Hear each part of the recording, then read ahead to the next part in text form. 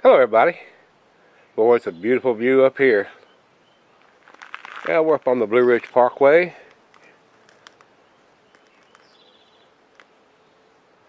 About time for a beer. What do you think? Let's go see what's in the fridge today, guys.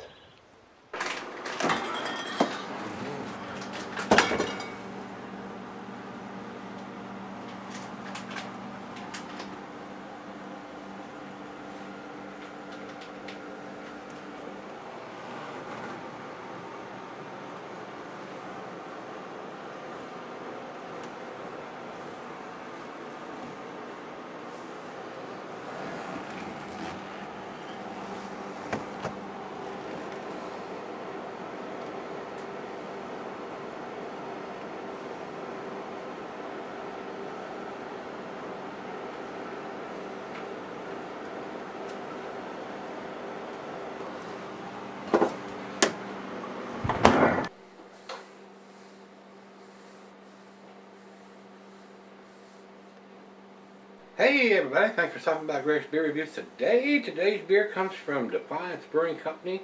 They're out of Hays, Kansas.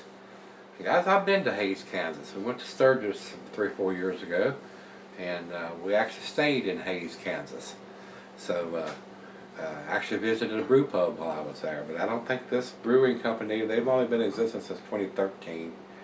I think we were there in 2012, may have been 2013, but I did not get to the brewery. We went to a brew pub and we were waiting on some friends to show up, and we went and had a few beers and got something to eat while we were waiting on them to show up, so we could all head out from Hays, Kansas, and head up to Sturgis. So Rico sent me this beer. It's amazing to me that this man, Rico, up in Pennsylvania, can get all these wonderful beers. I mean, and I don't know how far he is from New York or whether he can actually get these beers in Pennsylvania, but I cannot get this beer here in Virginia. So glad he sent it to me. So Rico, thanks again, my brother, for sending me this. This is an Imperial Stout coming in at 10%. It says here on Rate Beer that it's got 55 IBUs. There is no date on the can, but it's an Imperial Stout. And on the can it says here, Imperial Stout brewed with cocoa nibs and coffee. So it's a very colorful can. If I seen this sitting on a shelf, I would probably pick it up because of the colorfulness of the can.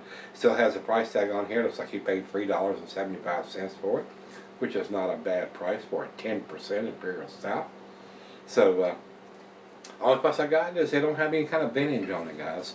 We don't need the day, but it would be nice to have the month and the year so we know whether they did it in January or December or whatever year. But it's not critical. A vintage would be nice. I mean, 10% is not going to go bad.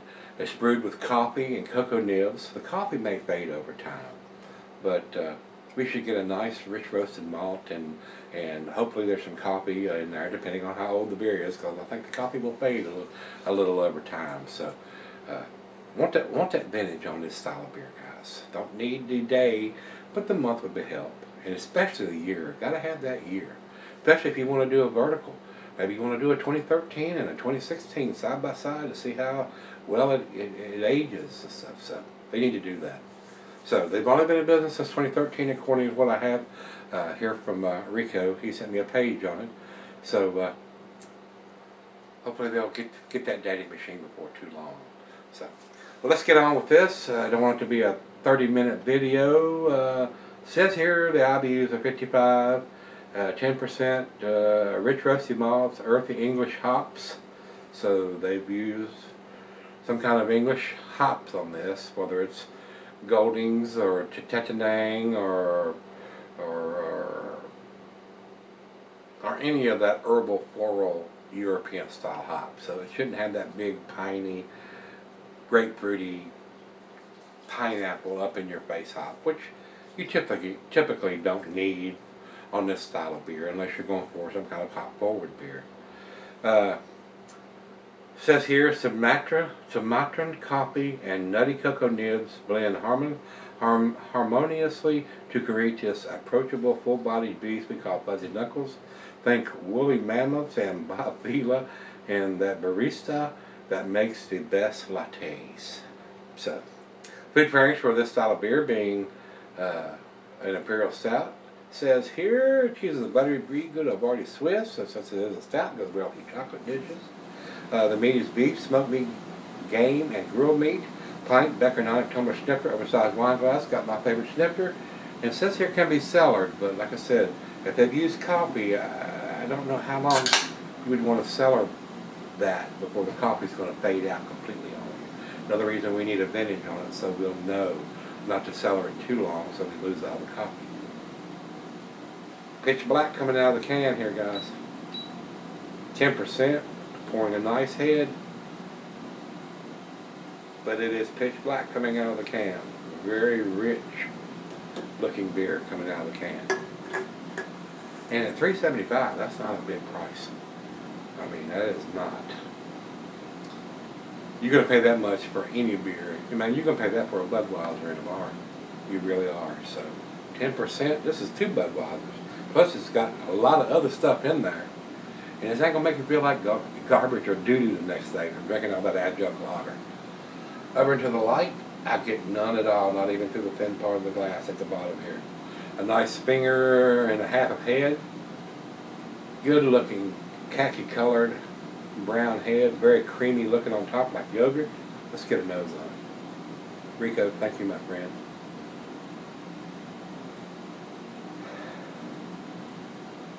Rich roasted malt.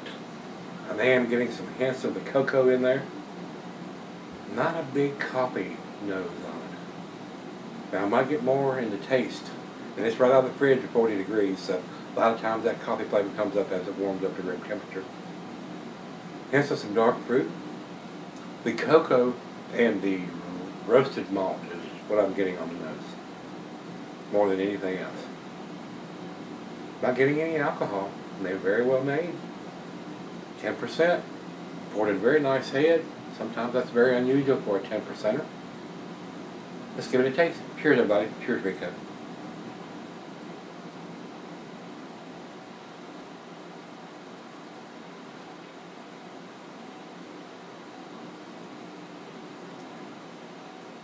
Medium mouthfeel, not full body. I would expect just a little bit more body to it for 10%.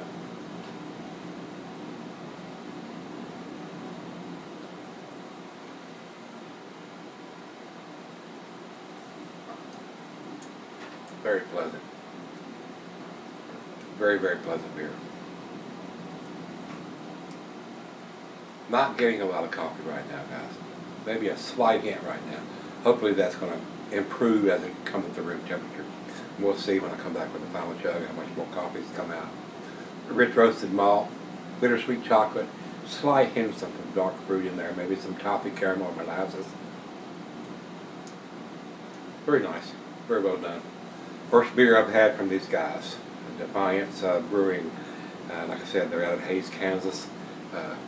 Very nice, and they're canning, so that's another win-win. Cans are better than the bottles, guys. This is a mini keg. This is going to keep all the light from getting to whatever beer it's in there, whether it's an IPA, double IPA, Hefeweizen, stout, porter, whatever. That's a mini keg. I used to think the other way, guys. I used to be a big bottle fan. I want my beers in bottles. I don't want that can metallic taste. But the cans have improved. They've got liners in them now, and you don't get a lot of that metallic taste a lot of times. 99% of the times. And even now still, I've had bottled beers where I get my metallic taste. But it usually goes away. I get that taste when it's right out of the fridge. But as it warms up, that metallic taste goes away. So, yeah, if you're not getting it from a can, that tells you how far the cans have come in 20, 30 years. So, very nice, very well done. Well, let me take it in there and let her have sip 2 or 3. Gonna sip on this for just a little bit and finish up that Obsidian Maduro wrapped cigar that I was smoking on earlier. And I'm sure it will pair very well with this Imperial Stout. So I'll be right back, guys. Hi guys, I'm back. I've been sipping on it about 25-30 minutes. Coffee is there, but it's kind of subdued. For something that was brewed with Sumatran coffee, I would think it would be a little more prominent than what it is.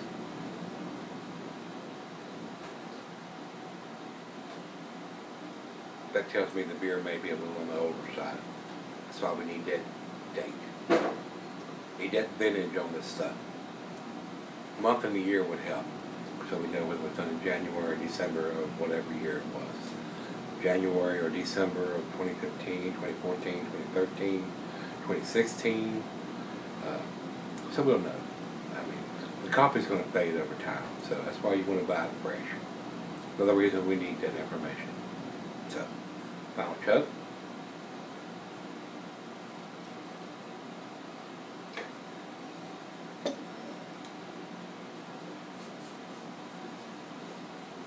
Very tasty. Alcohol is very well hidden. Tells me it's a well-made beer. Roasted malt, toffee caramel, bittersweet chocolate, hints of some dark fruit, very slight hints of some coffee. For a beer that was brewed with some mountain coffee, I would expect that to be a lot more prominent on a fresh beer. So we don't know. We don't know. So for the information I have on this can, the IBUs and the ABV is there.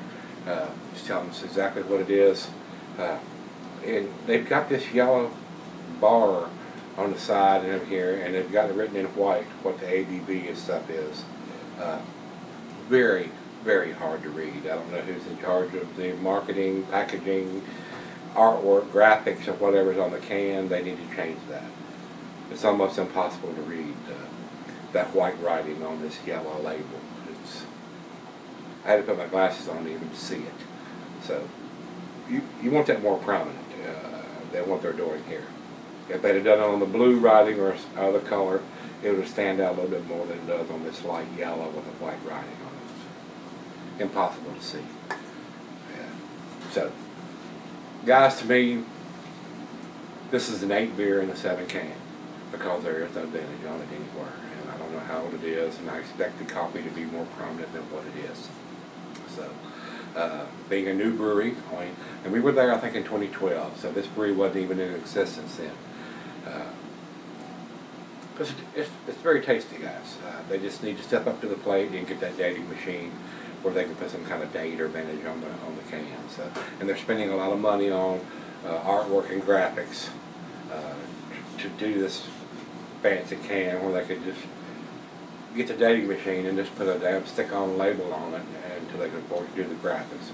But they're spending more money on what the can looks like than what's inside the can or the information on the can, in my opinion. Just my opinion. So, like I said, 8 beer in a 7 can, I'm giving it to B+. 89 would be my score on this one if I was doing a numeric rating. Over to Beer Advocate, they say 89 also. So we're in a complete agreement with the Beer Advocate. Over to Rate Beer, they say 90 overall and 37 in the style. And over to Untapped, Untapped says it's 3.92, which is a B+ also. So everybody's a B+ except for Rate Beer. They're giving it a 90, but only a 37 in the style. We're all pretty damn close there, guys. It's to me, it's borderline from getting to 8. If I had more information on the can, I would probably go ahead and give it to 8. That way I know how old the beer is and why the coffee is not more prominent than what it is. But I have no idea whether this can was done in 2014, 2015, 2016. I have no idea. So that's where I'm going to leave it. If you had this one from Defiance Brewing out of Hays, Kansas, this is their Fuzzy Knuckles Imperial Stout. Let me know what you think, guys. And final beer of the evening for me. We're going to go have some dinner. I'll see y'all guys tomorrow. See if we can dig out the fridge. See you then.